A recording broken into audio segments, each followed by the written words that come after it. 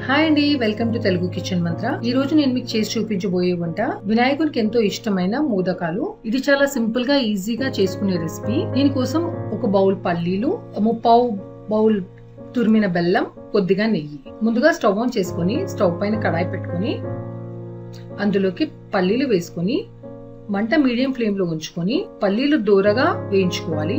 మధ్య మధ్యలో కలుపుకుంటూ పచ్చివాసన పోయేంత వరకు వేయించుకోవాలి.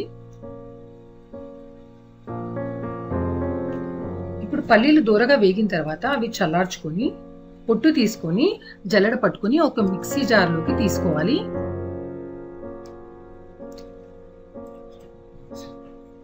ఇప్పుడు పల్లీలు బరకగా మిక్సీ పట్టుకోవాలి.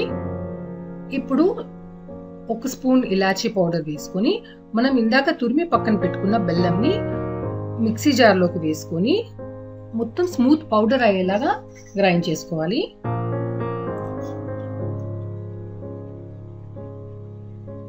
ఇప్పుడు మోదకాల మిక్చర్ రెడీ అయిపోయింది.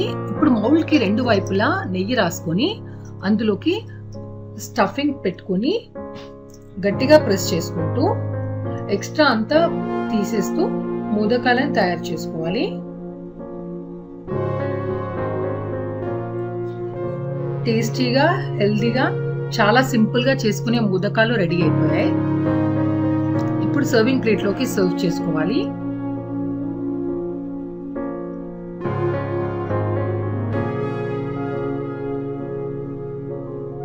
మీకు కనుక నా ఈ టేస్టీ హెల్దీ మోదక్ రెసిపీ నచ్చినట్టయితే please like, share and subscribe.